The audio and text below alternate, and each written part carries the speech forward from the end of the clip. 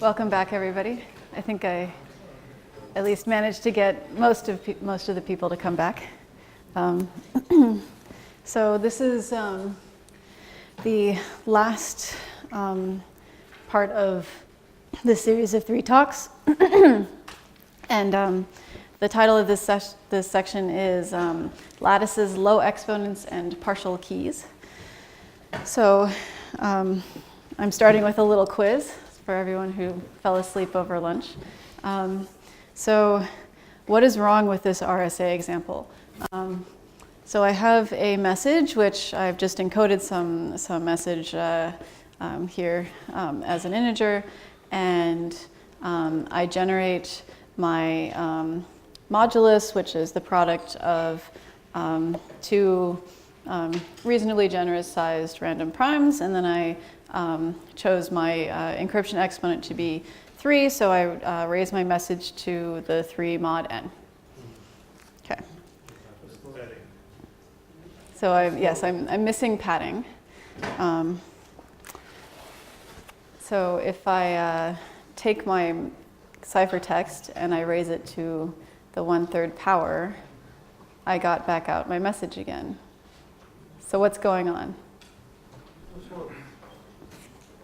Yes, exactly. The message is too small. And so in particular, this message is so small that even when I take it, I raise it to the 3rd power, the modular reduction isn't actually doing anything. So simple integer operations will decrypt this encrypted message for me. So as was astutely pointed out over there, this is exactly why we use padding, to avoid this kind of problem.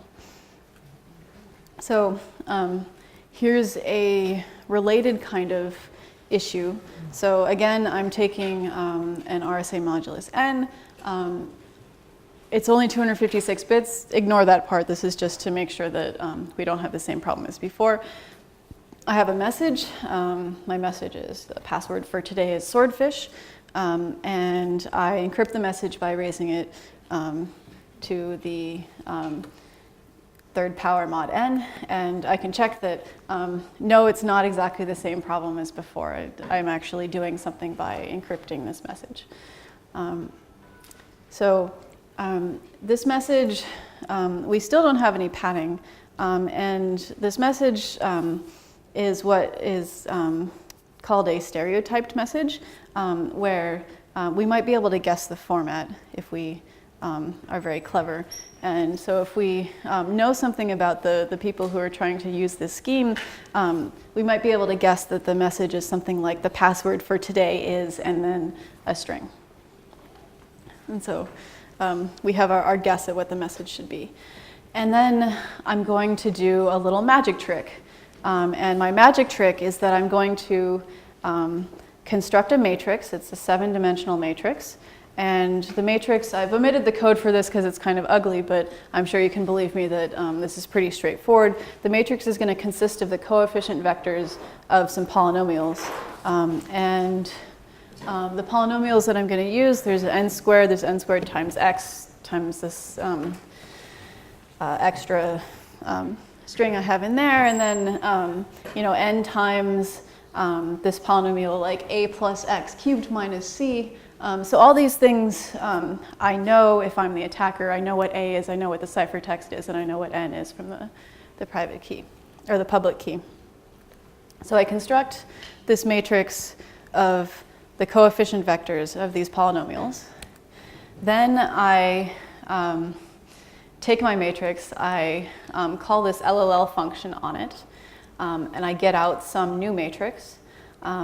This new matrix, I'm now going to construct some polynomial from the coefficients of one of the vectors of this new matrix that I just got out. And this polynomial, I'm then going to factor the polynomial, and I'm taking the first factor of this polynomial, which happens to be this sort of random looking linear factor here. And if I take a, my guess at what this message should look like, and I subtract off this value that I got out of factoring the polynomial, I got exactly this message that I was hoping to try to decrypt out again. So, magic trick. So what's going on here, this is an example of what's called Coppersmith's method. So sort of the theorem that partially explains what I've just done which is due to Coppersmith from a paper from 1996, this theorem says essentially that we can efficiently compute up to a 1/e fraction of the bits of an RSA encrypted message with public exponent e if we know the rest of the plain text. So if you know all but 1/e of the bits of your encrypted message, you can decrypt the whole message efficiently. And the sort of more mathematical version of what this theorem says is that given some polynomial f of degree d and some number n of possibly unknown factorization, we can efficiently find all of the roots of this polynomial f, working mod n, when the roots are of size less than n to the 1/degree. And in the example on the previous slide, what I was doing, I had this polynomial, the stereotype message A plus something that I don't know what it is. That was the password that I was hoping to get. And then I encrypting that by raising it to the third power. If I subtract off the ciphertext, these things should be equal mod n. So essentially the password that I was hoping to get is the solution to this polynomial mod n. And so why is this theorem interesting? It turns out that a general method to solve polynomials mod n would actually break RSA. That's because breaking the RSA encryption is exactly the problem of finding solutions to the equation x to the encryption exponent minus the ciphertext mod n. And so if we could solve this problem in general, RSA would be completely broken. So we're assuming by trusting RSA that we can't solve this problem in general. And if you're working modulo primes, there's an efficient algorithm to solve equations in general. And so for a composite modulus, the best that we know how to do is to factor the composite modulus into prime factors, solve the equation modulo each prime, and then we can use the Chinese remainder theorem to lift the solution mod n. This is why factoring the modulus is the best way that we know how to break RSA in practice. So by accepting a bound on the solution size, Coppersmith's method lets us solve equations without factoring n in some very special cases. But hopefully, as the example that I just showed you makes clear, some of these cases are actually of sort of real importance for the security of RSA as a crypto system.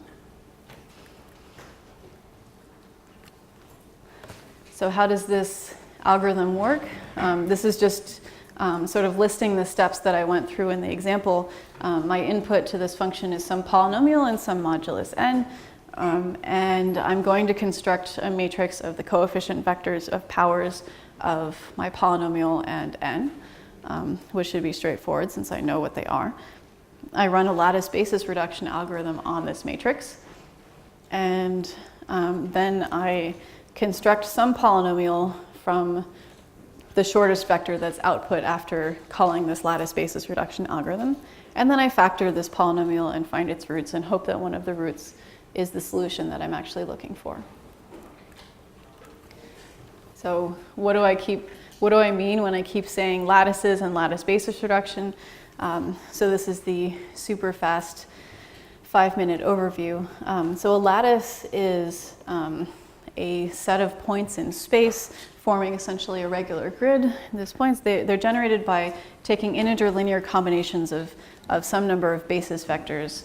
You can specify any set of, say, n basis vectors in n dimensions, and they will generate some lattice. And the lattice basis reduction algorithm that we're using is the LLL algorithm named for its inventors Leinster and Lovaas. LLL tells us that we can find a vector in this lattice of length, essentially an exponential approximation factor times the determinant of the lattice to the 1 dimension.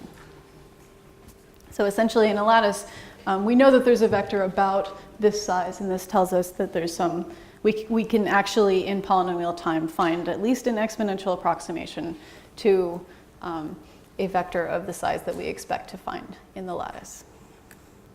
I'm not going to go much more in depth in here because this technique basically just uses the LLL algorithm as a black box. So all we need to know is that we can call this algorithm and actually find vectors of a particular size given a basis matrix that specifies a lattice. In practice, actually, the LLL algorithm finds vectors much shorter than is guaranteed by the theoretical version of the algorithm. So instead of, it's actually like 2 to the dimension over 4 is the approximation factor that you're guaranteed by LLL. In practice, you can, if you put in a random lattice, which is generally what we care about in cryptography, LLL will find us vectors of length 1.02 to the dimension times determinant to the 1 dimension. And it's an open problem to explain exactly what is happening, like why this is the case, and what kind of guarantees can you get. If you look up this paper, they run a number of experiments in order to try to understand the behavior of LLL on the average. But of course, in this talk, I'm really only going to use very small lattices of 3 or 7, maybe 10 dimensions. And these are small enough that this approximation factor just disappears entirely. So we'll just ignore it. And what do I mean by determinant? All of the matrices that I'm going to construct in this part of the talk are diagonal. So the determinant is just the product of the diagonal entries. So proving theorems like that Coppersmith's algorithm works essentially consists of constructing some lattice basis matrix, taking the product of the diagonal entries that tells us what the determinant is, calculating what the size of the vector that we get out should be, and verifying that it's small enough to actually solve the problem that we're trying to solve. So here's another magic trick. I am generating another RSA modulus, 512-bit, 2 512-bit primes, n equals p times q. Now I take this value. I'm basically just trying to find something that's almost p, but not quite. So it's like p minus the 86 least significant bits. So if I look at the hex value of this a, I've got a bunch of zeros. And I want to ask, can I factor the modulus if I just know a and n? And the way that this works is, here is a 3-dimensional matrix that I'm constructing that gives me the basis for a 3-dimensional lattice. I call LLL. I construct a polynomial from the shortest vector that I got out of LLL. I factor my polynomial. It gives me this relatively large number, and magically a plus this number turns out to be the value p that I was looking for. And I mean, this is interesting because 86 bits, it doesn't sound that big, but it's certainly larger than we want to brute force, and it's certainly larger than this computer should be able to do in a fraction of a second, which is what it just did. It actually takes longer to generate the 512-bit primes than it does to reconstruct them using this technique. So what is this theorem here? This is, again, a related theorem due to Coppersmith, which says that given half of the bits, say the most or least significant half of the bits of p, we can factor the modulus in polynomial time. And a way of understanding this theorem is, this is a version of the theorem which is due mostly to Halgrave-Graham. This theorem says that given some degree d polynomial f and some integer n, we can find roots of this polynomial mod some divisor of n, even if we don't know what that divisor is, assuming that we have some bound for how big our divisor is, and we accept a bound on the size of the root in terms of how big our divisor is. So in the partial key recovery example on the previous slide, the equation that we were trying to solve is find some value for this that solves this polynomial, just a, the approximation of p, plus whatever the error is. That should be 0 mod p, which is which divides n. And we want to find the solution, which vanishes modulo p. P is about square root of n. And so in this theorem above, we have beta equals about 1/2. And this theorem tells us that, so our degree is 1. This is a linear equation. This tells us we should be able to find roots of size n to the beta squared, which is n to the 1/4, which is about square root of p, which is about half of the bits of p. So this theorem tells us exactly what we found.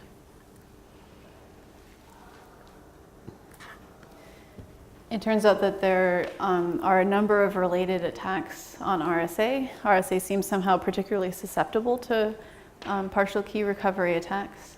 So as I just said, you can factor an RSA modulus if you're given half of the bits of one of the prime factors. You can factor, again, in polynomial time if you're given 1/4 of bits of d, the decryption modulus, or decryption exponent. You can also factor given half of the bits of, say, the value d mod p minus 1. D mod p minus 1 sounds like a strange value to have, but actually it's a value that's often sent around with RSA private keys if you want to do decryption more efficiently using the Chinese remainder theorem. So I find these theorems kind of incredible. I mean,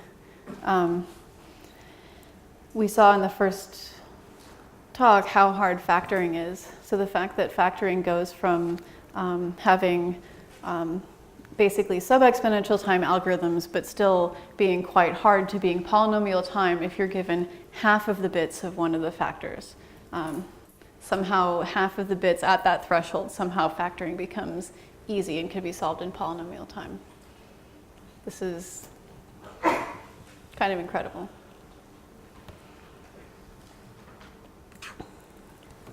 So what is the relevance of this to practice? You might think, well, you know, a lot of the sort of motivation that's given in these papers that are talking about recovering an RSA key from partial information, the motivation is like, well, maybe you have some kind of side channel attack that for some reason is leaking half of the bits of your prime factor. This sounds a little bit artificial. I don't know what kind of side channel attack would actually do that. That wouldn't give you all of the prime, just half of it. But in the case of the Taiwanese cards that I was talking about in the last session, we observed the random number generator getting stuck in certain cases. And so what would happen if the random number generator somehow, it was stuck for the most significant bits and then it became unstuck in the least significant bits? So we were, in the previous talk, just sort of enumerating the possible primes that could be generated if the random number generator was stuck in a particular sequence for all of the bits of generating one of the primes. Well, if there's some error there, then we'll have some error at some point in the prime, and then we'll increment to a different next prime, and then we will not match the exact factors that we got. But this Coppersmith-Halgrave-Graham method actually tells us that if the random number generator somehow got unstuck in, well, I guess half of the least significant bits, but it's very fast to do 1/6 of the least significant bits, then we can just check for this case and efficiently factor the modulus in this case. And so in our paper on the Taiwanese keys, we ran the exact three-dimensional lattice attack that I showed you introducing this section on every single pattern against every single key in order to check for the random number generator getting unstuck. And this allowed us to factor 39 new keys and all but 2 of the keys that were originally factored via the GCD attack. So this tells us that this does actually seem to accurately reflect what the random number generator is doing in some cases. And we did this just by doing a 3-dimensional lattice basis reduction. So I have yet another magic trick. So this magic trick, I generate a 1024-bit RSA modulus to 512-bit primes P and Q. And in this case, I'm going to choose my decryption exponent to be relatively small. It's going to be about size n to the 1/4. So this is smaller than you would expect it to be if you chose it uniformly at random. If you chose it at random, you would expect it to be of size n. So here we're choosing it to be size much smaller than it should be, but it still has 256 bits, which is more than you would expect to be able to break. And E, of course, is just D inverse mod P minus 1, Q minus 1, so E is going to be large in this case. So what can we do? Well, here I'm going to construct another 3-dimensional lattice. It's going to be the coefficients of a particular polynomial, and I'm going to run LLL on it.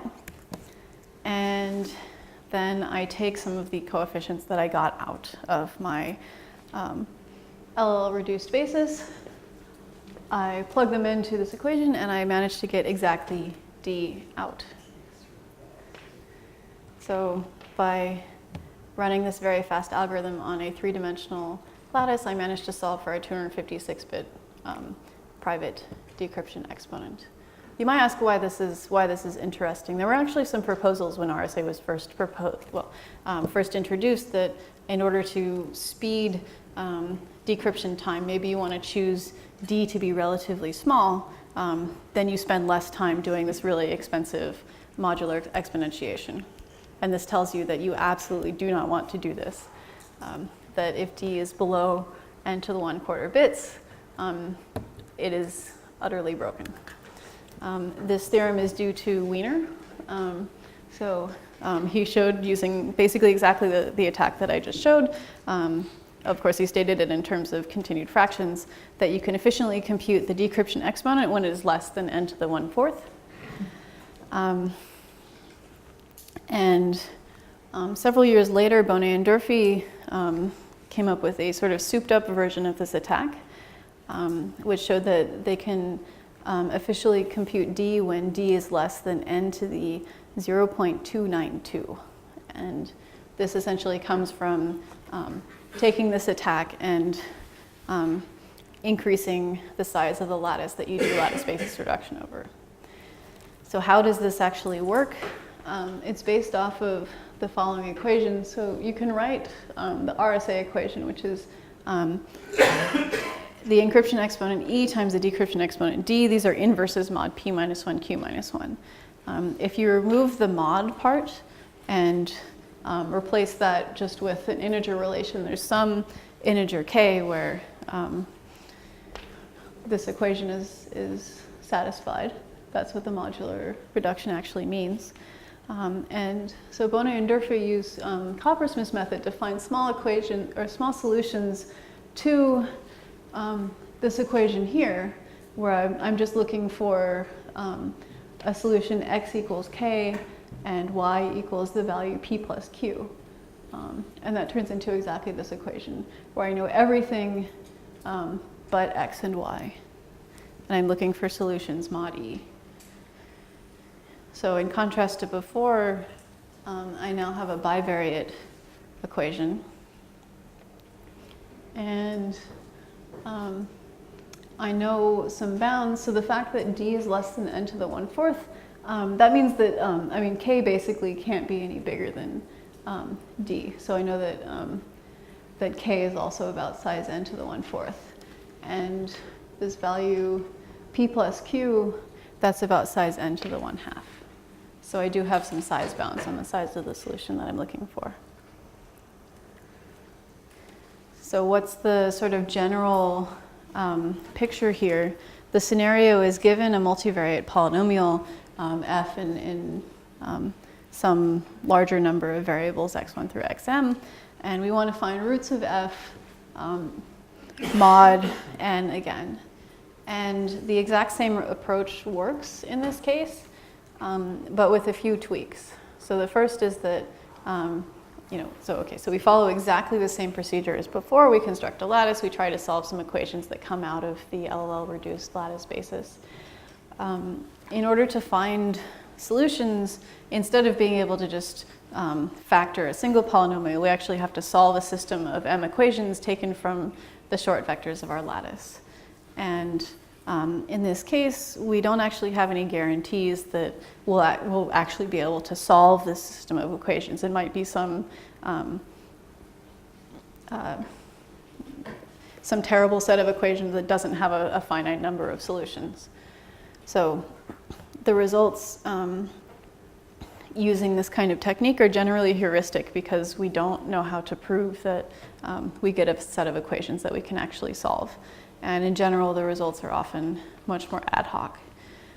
So it's actually an open problem to give a useful characterization of when multivariate Coppersmith method actually produces algebraically independent equations that will let us find a provably polynomial sized set of solutions.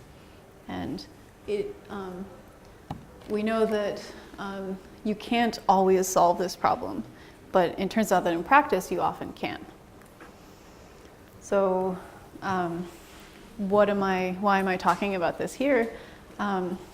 If we return to the example of the Taiwanese keys, you might ask what happens if the random number generator produces some actual random output in the most significant bits and then is predictable through the rest of the key. So we'll have something that looks random in the most significant bits, and then something that is, when we increment to the next prime, then we'll have something that looks random in the least significant bits. And this turns out to be exactly trying to find solutions to the equation. We have A, which is some pattern that we assume we know of bits, and then some value x, which will correspond to the errors in the most significant bits, and some value y, which will correspond to the error in the least significant bits. And this offset t tells us where the errors exist. And finding solutions to this equation will let us factor keys with errors in the most, least, or sort of middle bits just by setting this parameter t. And we ran this attack using the 20 most common factors and 20 most common patterns against all of the keys, and this gave us factorizations for 13 more keys, in addition to almost all of the previously factored ones. So some more details on this attack. There's sort of a grand mystery here, which is that the attack works much better in practice than the theory guarantees. So the theory is fairly conservative, actually. And if you calculate out sort of what dimensions of lattices you need, the smallest lattice that has a guaranteed solution has dimension 10. But it turns out that dimension 6 actually just worked just as well. And I have no idea why. And also, in terms of finding a solution, I said that there was this problem that we needed multiple algebraically independent equations coming out of the lattice. And this was actually not the case for almost all of the solutions that it found. But actually, it turns out that we could still find the solution that we were looking for for the equations just by looking for the smallest solution, like enumerating the smallest solution in the families of solutions. And this was the solution that we were looking for. I don't understand what is going on here, or why this works, but somehow magically it does. So this is a grand mystery. If any of you want to solve it, I will be very happy. So sort of what's the big story here with the Taiwanese keys? In the previous lecture, we were able to factor 103 keys using the GCD algorithm. And I mean, that's sort of catastrophic and terrible. But of course, the GCD compromised keys, that's far from the end of the story. So the important part of the story is not that, oh my God, we were able to factor these keys using GCD. This is the same as all of the other random number generation problems that we found in the previous lecture, that it's really terrible that these keys are just revealed to an external adversary because they had these random number generation problems.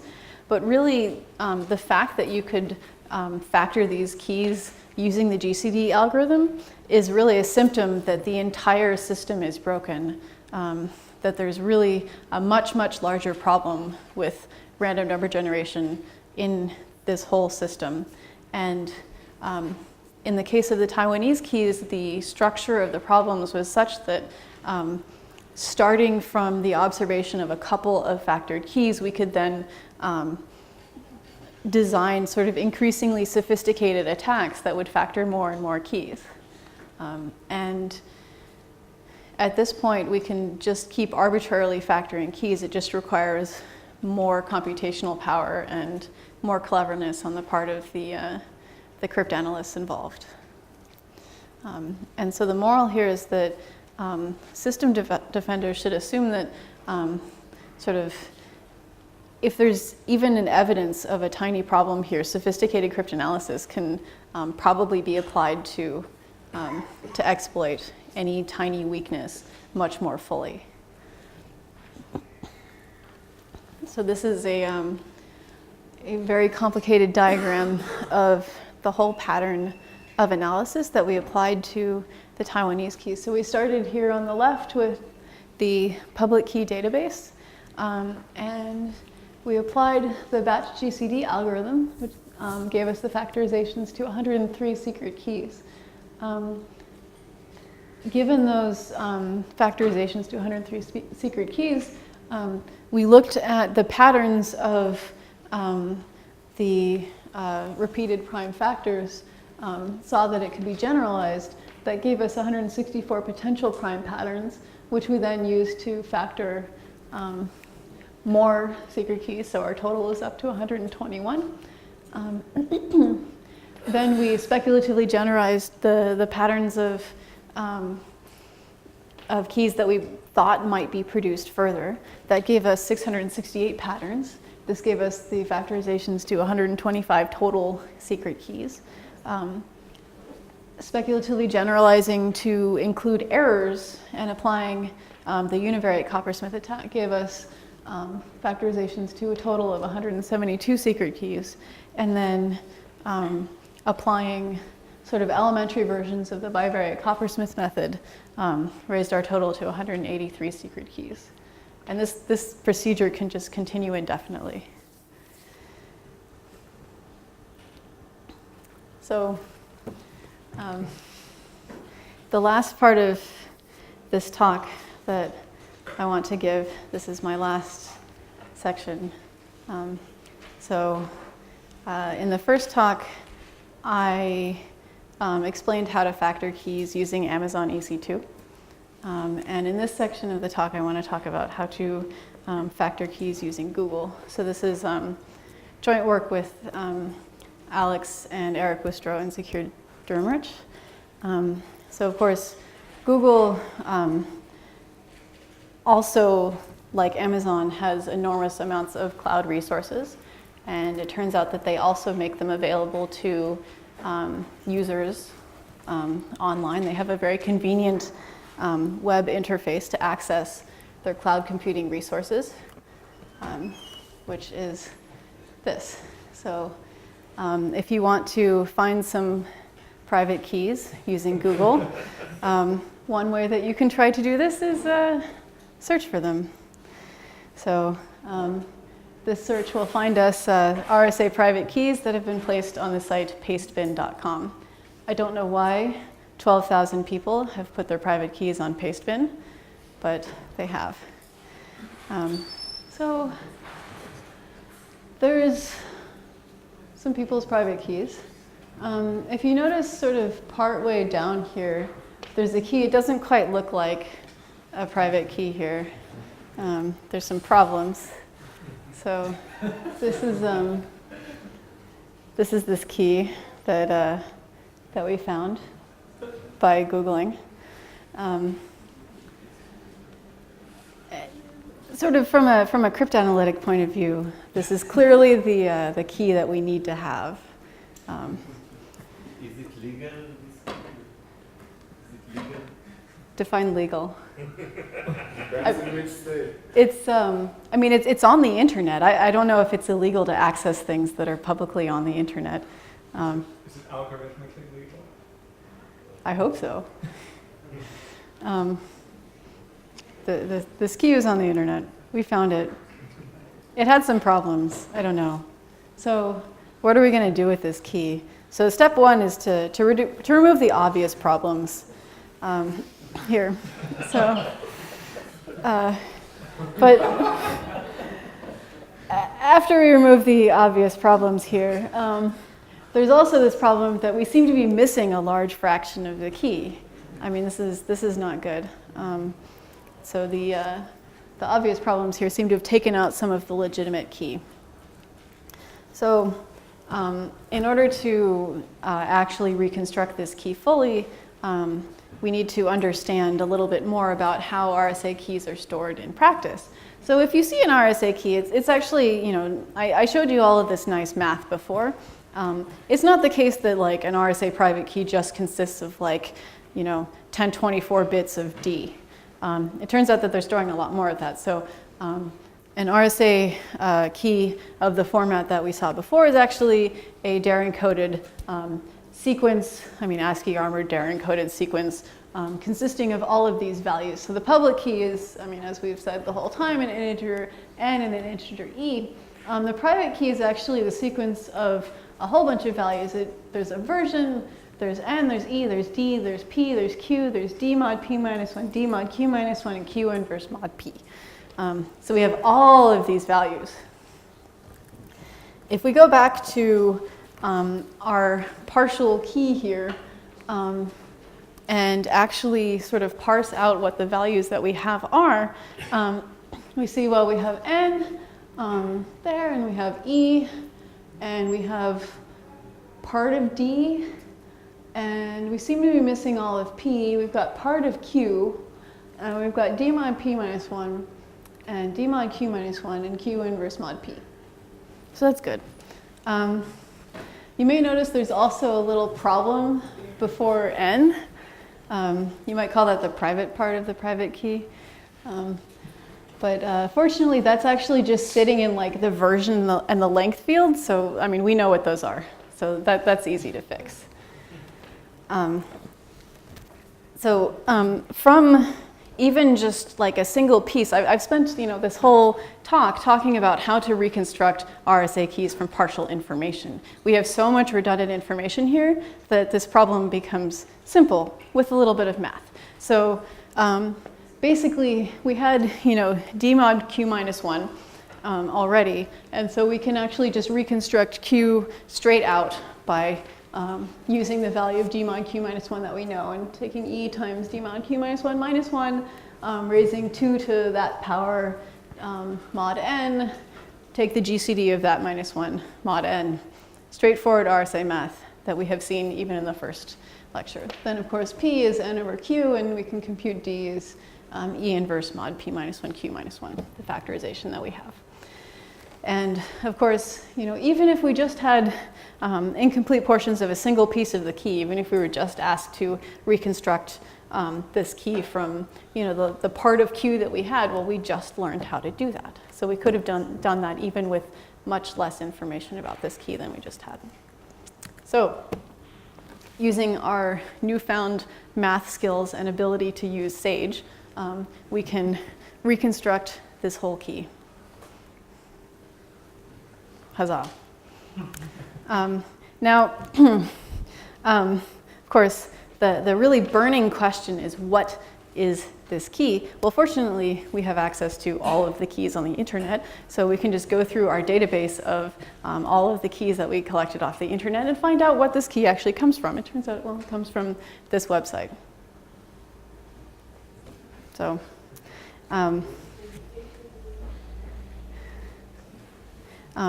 so it was something of a mystery of why this key existed in this form on the internet.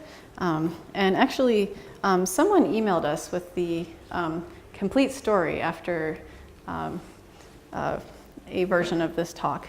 And it turns out that someone had done the sort of begin RSA private key search and sort of posted this to Reddit at some point.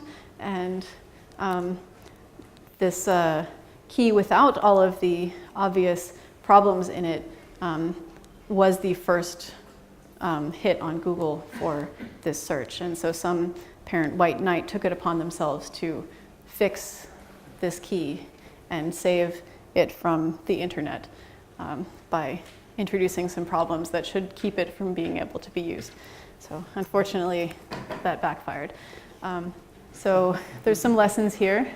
Lesson number 1 is keep your private keys private. Pastebin is not a secure cloud store. You probably shouldn't put your private key in a secure cloud store anyway. And Fuckaduck is not good crypto. If you're trying to obscure your keys, you might want to use something else. So sort of concluding the entire session here, I mean, the broad conclusion here is that widely used crypto can fail in interesting ways that affect real world security. Sort of the theme of most of the middle talk and part of this one is that entropy generation is a hard problem and failures can be masked in cryptographic output. So we were able to find entropy failures by searching through gigantic databases of keys that we had collected only sort of by taking advantage of the mathematical structure of some of these algorithms. And without that, we might have had a much more difficult time of finding these failures. Another sort of lesson here is that complex systems can experience cascading failures that make otherwise good crypto trivial to break. One example is the sequence of events that led to factorable keys being generated by the combination of Linux and OpenSSL on resource-constrained small devices. So, you know, the devices didn't have keyboards and mouses and hard drives. That led to no entropy input being introduced into the Linux random number generator. The designers of the cryptographic software had made the choice to use dev_urandom instead of dev_random to generate their crypto keys.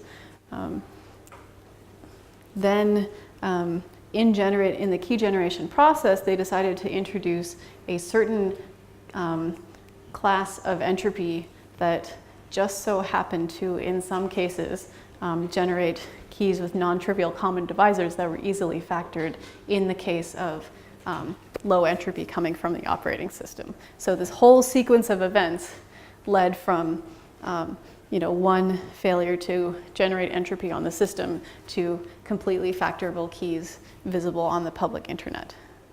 And another case is the Taiwanese smart cards, where the card hardware had some kind of fairly rare failure mode where the output might get of the hardware random number generator might get stuck in these kinds of cycles. And then there was another failure where even though the cards had a FIPS certified mode, a developer decided to use a non-FIPS certified mode, probably because it was more efficient. And in generating the keys,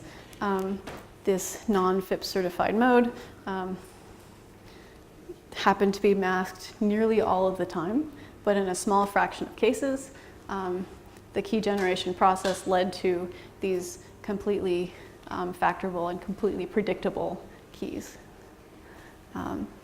And sort of over the course of my talks, we've seen several examples of these kinds of cryptographic failures that could have been detected during testing, but weren't. And they actually sort of weren't detected until we beat some of these public keys over the head with math. So using some clever math, we then found these sort of widespread systemic failures in cryptography. So that is all that I have, and thank you very much.